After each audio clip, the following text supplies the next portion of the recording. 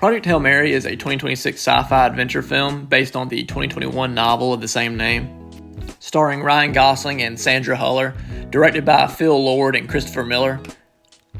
We follow a science teacher who mysteriously wakes up on a space station with the goal of saving the Earth from a cataclysmic event. First and foremost, I just have to mention how beautiful this film is.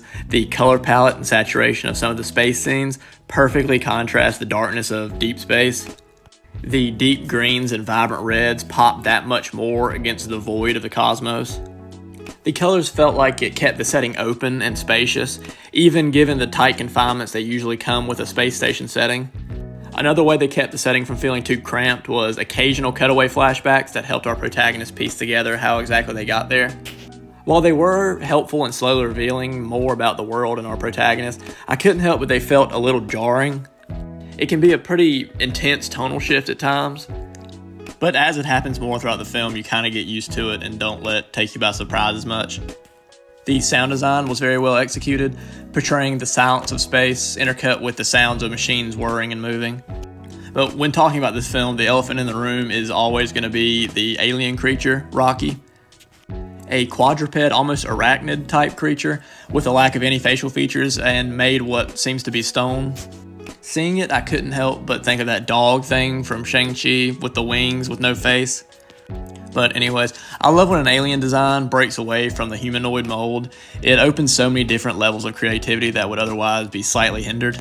Think more aligned with the extraterrestrials of Arrival or War of the Worlds, creatures that have no similarities to our own species. That kind of builds on the fact that they are aliens. And I feel the less similarities we have with an alien species in media, the more the viewer can imagine just how far away their planet must be, and in turn, how vast space is. And I think this feeling could sort of subliminally raise the stakes in our minds. If it's an invasion movie, we're thinking just how far these creatures would have traveled just to get to us, and how advanced they must be to have traveled that distance. And I believe that builds to the horror of the situation. While this film's alien is no way malicious or scary for that matter, the drastic physical difference in its appearance helps kind of hammer home how far away from Earth our protagonist really is, which in turn builds tension. Probably my favorite scene in the entire film also builds to this point. When our protagonist first meets Rocky, they notice they do not speak the same language, so they both have to kind of start from scratch using models and concepts such as time to build a mutual language that they both can communicate with. It was fun to see the two solve and discover a solution to a problem that will kickstart their eventual friendship.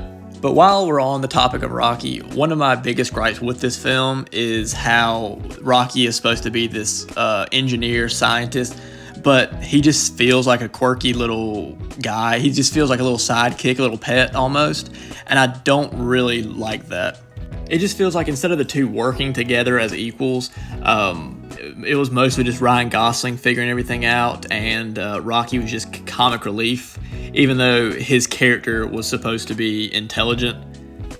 And he was intelligent. He solved a lot of problems that they needed solved, but just the way they portrayed that, I think, didn't come across right. The antagonistic force in this film was very creative, which I guess I should praise the novel more. Having a living, eating bacteria that's consuming the sun is very scary. And closing out my thoughts with a few more spoilery topics, the slow reveal of the protagonist being a reluctant hero was very effective. We learned that he did not volunteer for this mission but was drugged and forced to go. And in hindsight, this made a lot of sense as we met the character and learned more about him. And his character development being a prime example of bravery and self-sacrifice. And I also thought this film was going to end like 3 times, yet it just kept on going for the last 30 minutes, which is not really a negative. The first 30 minutes though felt a little slow to me. The dialogue wasn't really hitting on much as far as the quote-unquote comedy goes. And this film can be a bit quippy throughout, but after Rocky is introduced, I believe it kind of got a little more bearable. I do think Ryan Gosling has great delivery for jokes. Nice Guys is a great example of that. Yet in the first act, I just don't think a lot of the quips landed for me.